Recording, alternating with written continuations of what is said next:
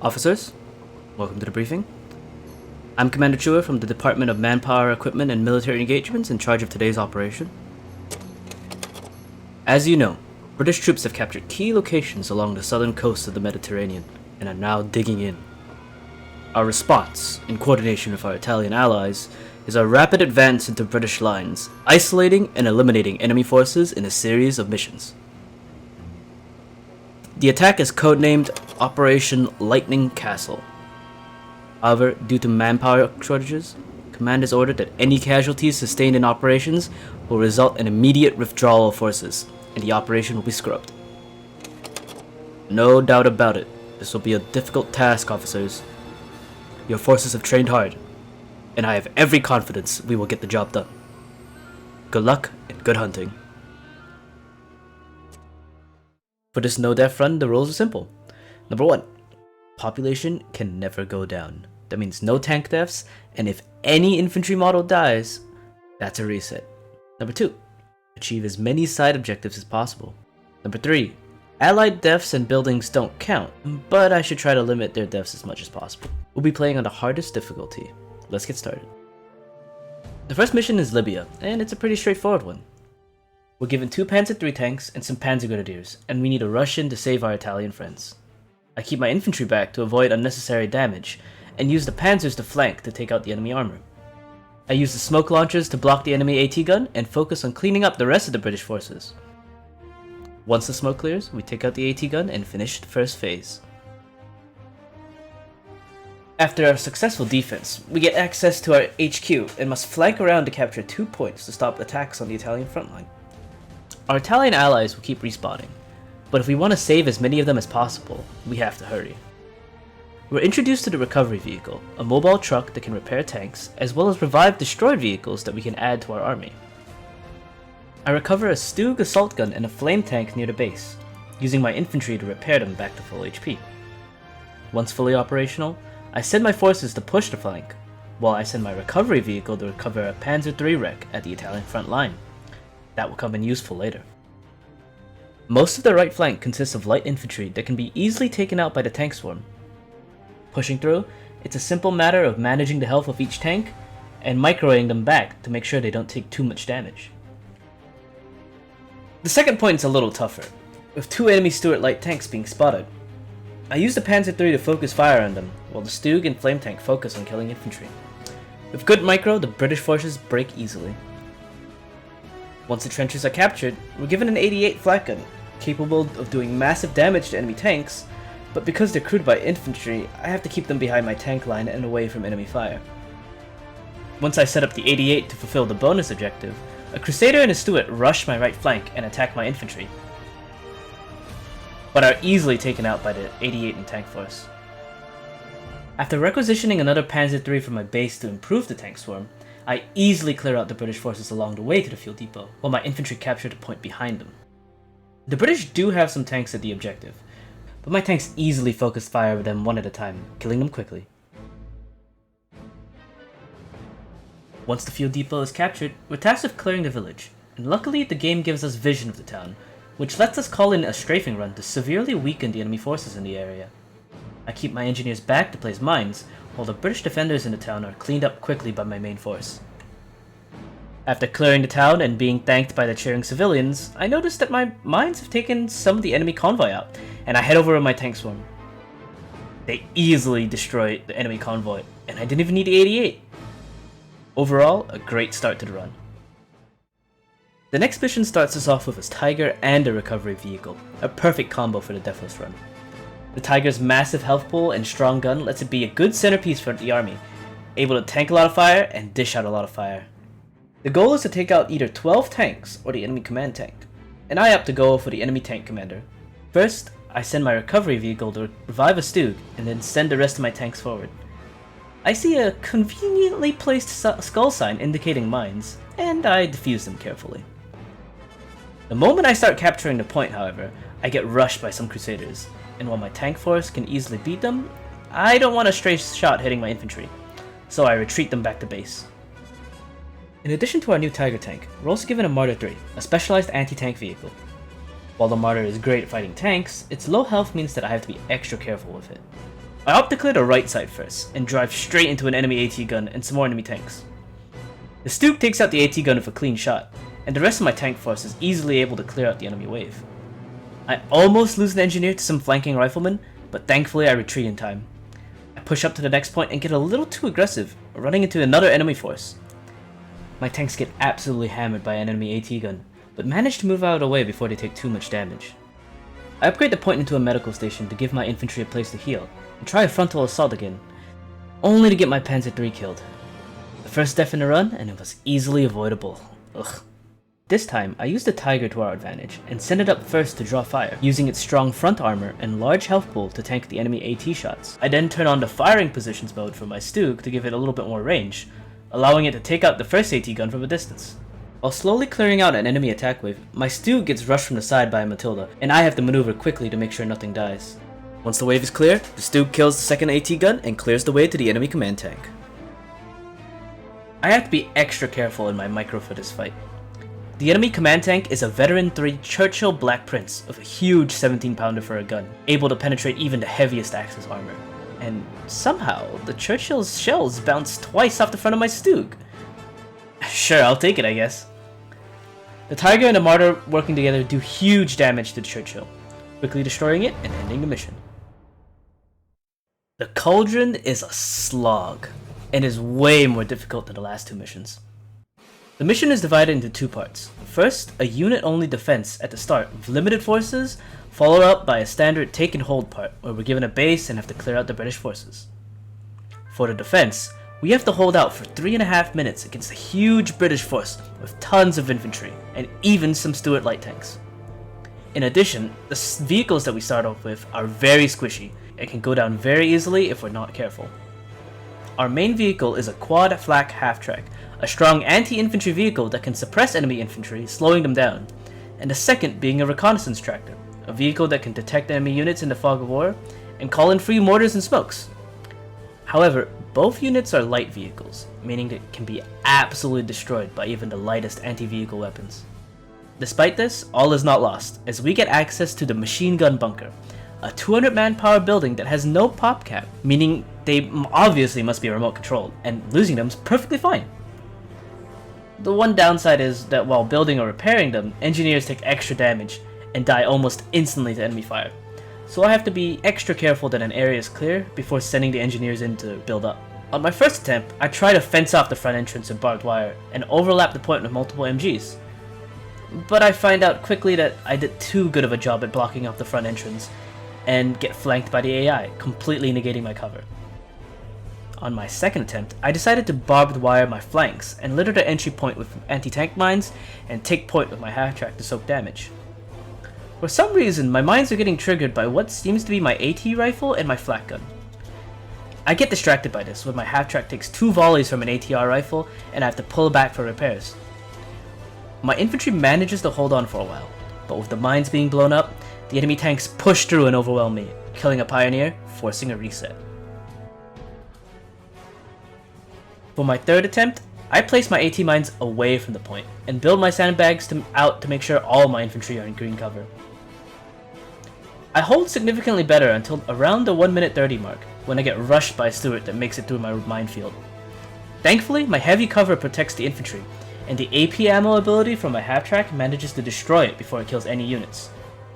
Smokes and mortars from my recon truck help thin out the attack, reducing the effectiveness of the British infantry.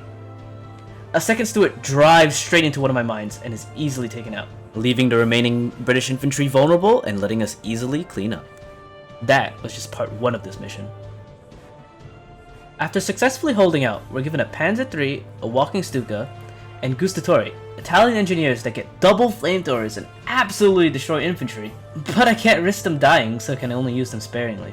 While my army looks impressive at first glance, all the units we're given except the Panzer III are extremely vulnerable, and I don't have a ton of population capacity for the rest of the other units.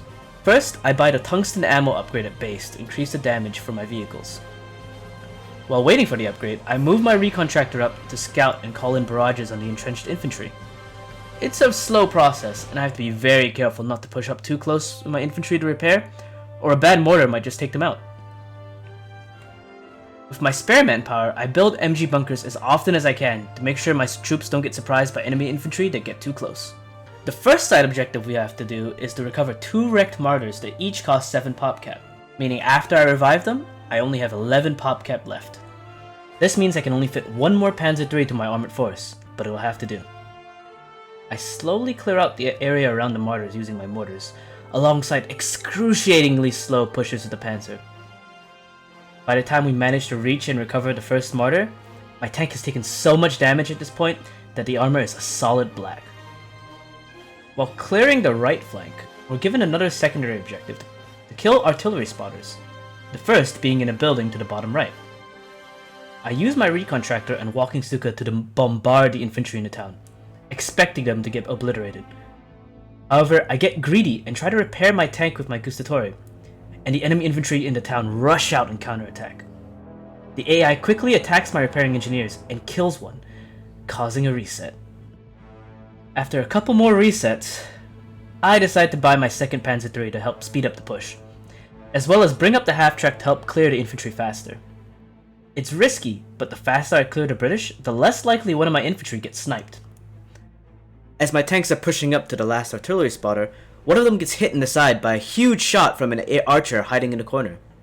Thinking quickly, I use the recon tractor to smoke the archer, and then rush it with my panzers to make sure it can't burst down any of my tanks.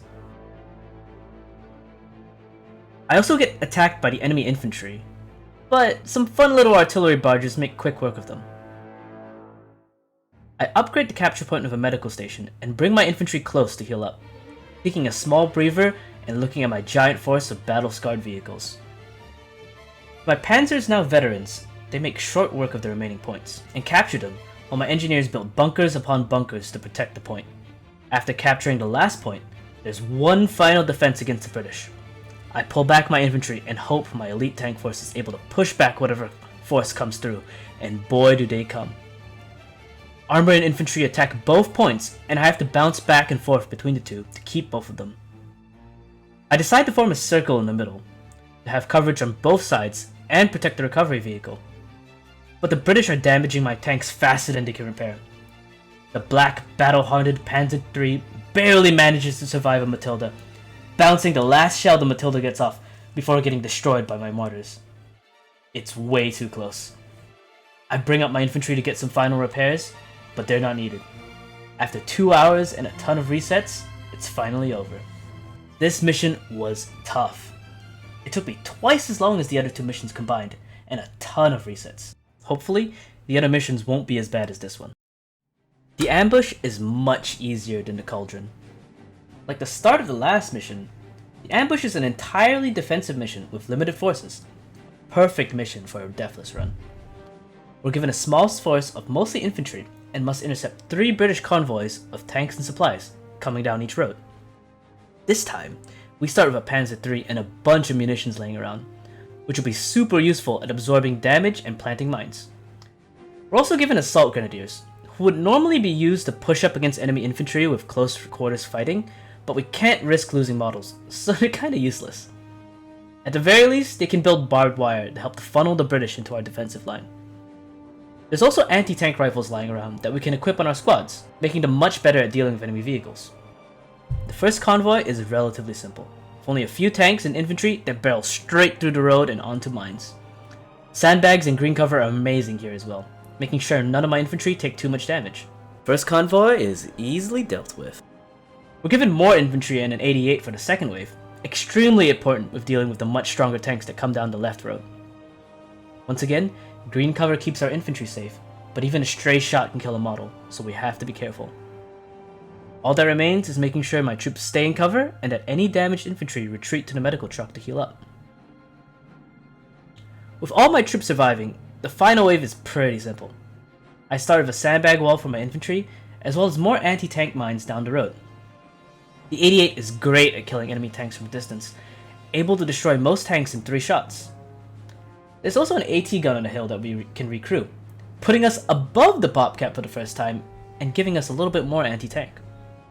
Our forces demolish the convoy, destroying all the supply trucks and finishing the mission.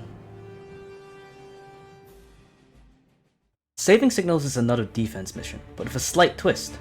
Having intercepted our communications, our signal team have been caught by an advanced force of British troops with a larger force on the way. We're sent to reinforce and evacuate them before they're destroyed. Time is short, so we have to hurry. Enemy attack waves will keep hitting the signal companies, so if we want to fulfill Rule 3 and save as many of our allies as possible, we have to rescue them ASAP. I first rush my tanks and a squad of infantry to the furthest signal company and let them know it's time to get the hell out of Dodge. I used the squad to recruit an anti-tank gun at the front to help hold off any armored attacks, letting my tanks roam around and hit enemy attack waves. Next, I built machine gun bunkers with my engineers to suppress the attacking infantry at the other signal company locations. Since we started to pack up at all 3 locations at the very start, the enemy attack waves come in all at once. I have to move my tank force to each location and clear out the enemy waves before my allies get overwhelmed. The bunkers do a great job at suppressing infantry, but can't really deal with the enemy vehicles, leaving that to my troops. Just as the first signal company is about to finish packing up, the main allied force arrives, and there is a lot of them. I immediately pull out my AT gun and drive it back to base, and push up my Panzer III to use as a blocking force to cover the AI's retreat. Meanwhile, I use my 2 Italian flame tanks to clear out the flanks. At the same time, the 2 signal companies at the rear also finish up, and slowly make their way towards the exit. With all 3 signal tractors mobile, I pull all of my infantry back and carefully escort the final 2 vehicles for a clean evacuation. Starting off Tobruk is another combined arms section with our usual engineer and grenadier squads, along with an 8-rad armored car. We're tasked to capture an enemy field depot to set up our main base. Once again, it's another slow grind to clear out enemy infantry, using the 8-rad to soak fire while my infantry stand behind heavy cover. Thankfully, one of my pioneer squads has a grenade launcher, allowing us to clear out the enemy infantry with ease. After clearing out a few squads, I rush my 8-rad to the enemy machine gun and pop smoke, letting my infantry push up to the rocks without getting suppressed. After it's down, it's a simple matter of clearing out the enemy infantry and claiming the base. Taking the base is one thing, holding it is another. The base is not well defended, and we're immediately swarmed by the enemy attack waves. I pull my infantry back behind my base and let the buildings take most of the fire, using my 8-rad to pick away at the enemy infantry. While my infantry are safe, it's slow going clearing out the enemy with just my armored car. I almost lose it, but I managed to pull it back just in time and clear the first wave. But because I took so long to clear it, another wave comes in, and this time with AT guns. Panicking, I push out my infantry to deal with them, but I don't kill them fast enough, and they snipe my armored car, forcing a reset. This time, I rush my infantry to pick up the fuel drops before retreating them behind my base, allowing me to buy a Stug to help clear out the infantry. It works wonders, and the Stug deals huge damage to the enemy infantry, clearing the wave much faster than before. In addition, I build a recovery vehicle to help repair my tanks, without endangering my infantry. I push out the vehicles and find a decrewed Grant, as well as a recoverable Panzer III wreck. Perfect additions to my armored force. Until my Stug runs over the Panzer III wreck. Oh well, at least I get a Grant still. I push forward my new tank along with the armored car, only to run into a Crusader tank. I use the 8-rad to tank a shot, while my Grant lines up on the Crusader, only for the armored car to get burst down by 2 AT guns hiding at the next point. On my next attempt, while clearing out infantry during a big attack wave, my Stug takes a ton of damage, but manages to get away with clutch use of smoke. AT guns, infantry, and enemy tanks come in waves, forcing our advance to a crawl. We have to clear out the enemy defenses piecemeal, and then fall back to repair, all the while defending against the enemy attack waves. This is gonna be a grind. On my next attack, my 8-rad gets hit twice and has to pop emergency smoke to get away. My Stug clears the AT gun on point, but takes significant damage in the process. All 3 of my tanks are pretty banged up, but thankfully the enemy Crusader sits there while I repair my vehicles up again. Once repaired, I push my Grant to deal with the tank and finally finish clearing the first fuel point with my Stug. With our limited fuel, I send my repair vehicle to salvage destroyed enemy vehicles in order to upgrade our base. Scraping together enough dead tanks, I managed to scrounge enough fuel for another Panzer III, giving my force a bit more firepower. I find a second recruitable Grant and build a recon tractor, just to make the most out of my population cap before the Grant puts me over. After a rough start, my armored force now is huge, and it's just a matter of time and slow clearing the rest of the map to flush out the enemy infantry. The tanks easily cleared the first trenches, though I do have to watch out for enemy attack waves that might sneak by and hit my infantry resting at the main base. My Stug takes a bit too much damage and almost dies to a Brave Crusader, but thankfully, my 2 Grants with the 8 rad attack speed buff absolutely annihilate the enemy tank. A second Crusader comes in and also gets obliterated by the double Grants. We destroy the enemy, clearing the second point. Before capturing the last point, I send a Grant to clear out the enemy artillery side objective, while the rest of my force holds position in anticipation for an enemy counterattack, and it's a good thing I do. My Panzer III gets rushed by a Crusader, dealing more than half its HP in less than 30 seconds.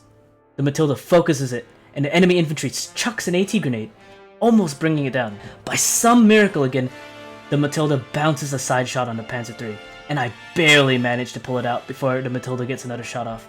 If I had a nickel for every time a Matilda almost kills a Panzer III but bounces the last shot, I'd have 2 nickels, which isn't a lot, but I'm still happy it did. After repelling the attack wave and repairing, I send off my Panzer III and Stug to clear the Arty, as well as the rest of the map.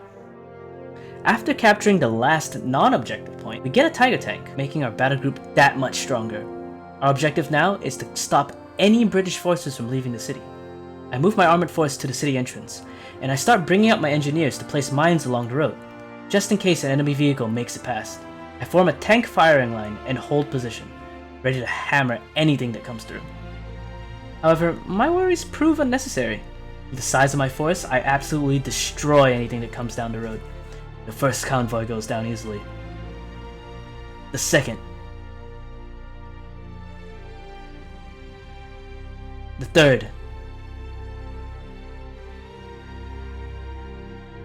And the fourth all go down without a single loss. Somewhat anticlimactic as my tanks absolutely annihilated everything, but it definitely felt earned after keeping all of my tanks alive. With that, Tobruk is ours. The Depot Raid is another no-build mission, and arguably one of the most micro-intensive of the run. We're tasked with attacking a British field depot, while their main force is out on patrol, and we have to destroy 12 field tanks and uncrewed vehicles before they return. The enemies here aren't super tough.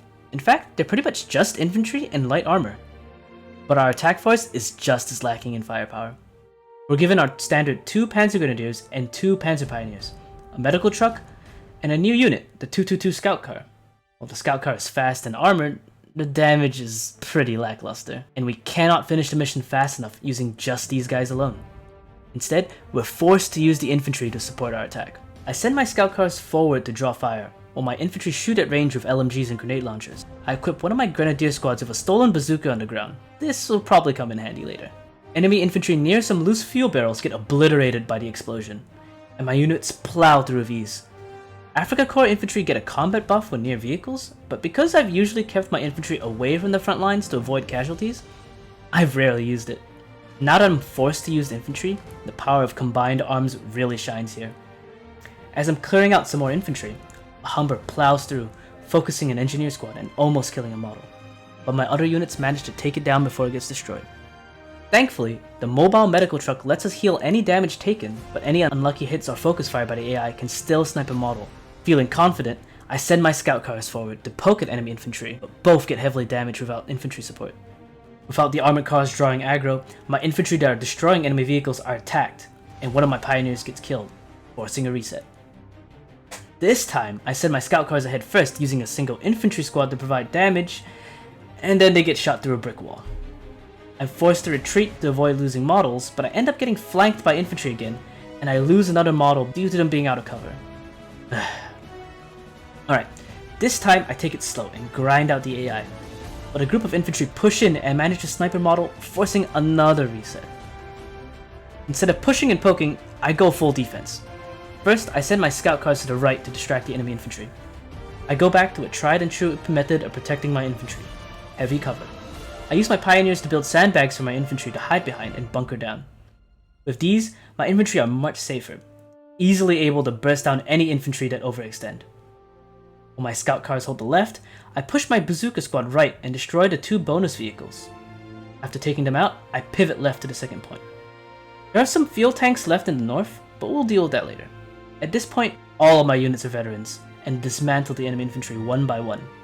I destroy another transport, and clear out the south point with ease. I send my scout cars north to poke at more infantry, while the rest of my force destroys 2 more transports and some field tanks. There's a close call with my scout cars, but a clutch smoke blocks the ATR squad, and I manage to pull them out. After repairing my vehicles, I send one forward to give vision to a dive bomb, allowing me to blow up 2 tanks in a garage. I commit a small war crime, and send my medical truck forward to draw aggro, screening my infantry's advance in order to clear out the last of the enemy forces. Using the scout cars, I clear the field tanks we left at the beginning of the match, while my infantry take out the final tank and the mission is over. All that's left is to get out. I make a beeline for the exit, making sure to grab a decrewed MG, ending the mission with 2 more soldiers than we actually started with. I just want to say, these 4 squads have survived so much, all the way from Libya to Tobruk, and really have gone above and beyond. It's only fitting that they take center stage for this mission. Finally, the last mission, El Alamein. Overextended, outnumbered, and outgunned, we're gonna need a lot of effort to make sure our guys get out in one piece. We're given a Panzer III, some pioneers, a walking Stuka, and a medical truck. We start surrounded, with AI units skirmishing on our front line. Our first objective? Take out enemy howitzers that will constantly shell our base. I start by sending my Panzer III forward to draw a Crusader towards us, allowing us to destroy it and scrap the wreckage for fuel. At the same time, I build a repair vehicle, allowing me to repair my base without any of my units dying from the enemy artillery barrage. After the first British artillery volley on my base, my walking Stuka counter barrages and destroys the first enemy howitzer, leaving only 2 more. With only 21 pop cap left, I opt to save the 900 manpower necessary to get the Tiger tank, and man is it helpful. The Tiger easily plows through the enemy defensive line, AT guns and tanks tickling the Tiger. I clear the area and the second howitzer with my tanks, followed up by a barrage and the last howitzer, finishing the first objective. The second phase is another raid on British fuel supplies, but this time both we and the British have tanks. I send my tanks forward to clear enemy infantry while my troops flank to get to a capturable Grant that's just ready for the taking. My Panzerjägers and the Royal Engineers work together to repair the tank, letting some of my Panzer Grenadiers to run in and hop in the driver's seat. I then use my recon tractor to capture the first munition point and mortar the first fuel reserves. Once the Grant is fully repaired, I push it in along with my Panzer IIIs to take out the enemy AT gun. I do a classic slow push with the tanks, pulling them back when they take damage, slowly clearing out the enemy infantry. I capture the next point and upgrade it into a medical station, letting my infantry heal, and take out an enemy Sherman to the right. In my downtime, I use my engineers to plant mines for when we have to leave. Enemy reinforcements come in occasionally to hit us from behind, but they're no match for our tanks, as long as I micro. This time, I use the recon tractor to drop smoke on the tanks, forcing them to come in piecemeal. My panzers dive too far, however, and my Grant gets focused, almost dying, and I barely manage to clear the wave. I need to finish this now before another wave comes in, so I use my panzers to clear out the rest of the meager defenses. As the last of my mines are about to be finished, I tell my tanks to blow up the last field tanks, ending the second phase. The third and final phase is here, and we are armed to the teeth with all the troops we get from both phases being pulled together to defend just 3 points. For the setup, I, for the first time, used the tactical pause feature added with Company of Heroes 3, which would have proven pretty useful if I didn't completely forget about it. Oh well. First, I retreat all my Vanguard infantry back to my base, while my tanks slowly clear out the trenches from the north. I also mortar an AT gun in the village. None of my squads take any losses on the way back, and my vetted tanks annihilate the British in the valley. Instead of having to build an army or more defenses during the setup time, the fact that we have had 0 casualties this entire time means that we can spend our free time just mowing down the enemy backline. My tanks do get shot at by another AT gun, but luckily it misses and I call in a dive bomb to take it out. With the trenches finally clear, my tanks make a break for it, just as this first wave starts attacking. At first glance, the first wave looks like a lot of enemy infantry, until you realize I have 5 extremely experienced tanks, and the attacking enemy infantry have nothing to deal with them except some anti-tank rifles. They are no match for my tanks. My Panzer IIIs and Grant hold the middle, while my Tiger holds the right entrance. Any infantry that attack are annihilated. As the assault goes on, I use my repair vehicle to top up my tanks, making sure they don't get killed by any surprise burst damage. After a short break, the second wave hits us hard from the east, with a sizable tank and infantry force. But my troops react quickly and move to hold the entrance, making quick work of the enemy tanks. 4 of my tanks form a firing line, destroying anything that comes into range. If their tanks didn't come in one at a time, they'd be a lot more threatening, but they easily get focused down, and the second wave is cleaned up easily. The final wave comes from the north, with Shermans, Churchills, and infantry, all coming down in a huge wave. While intimidating in numbers, their tanks are no match for my veterans. Our forces volley fire at the incoming tanks, and they melt like butter. As the heavier tanks make their way in, I form a circle again, making sure nothing breaks through. Thanks to the mines I placed earlier, the enemy tank wave is staggered, with some tanks taking engine damage on their way in, slowing them down. My forward panzer takes a ton of damage, almost dying to the Black Prince, but the tank circle holds firm. As the last 2 enemy squads on point die, the offensive fails, and we hold the ridge without a single loss.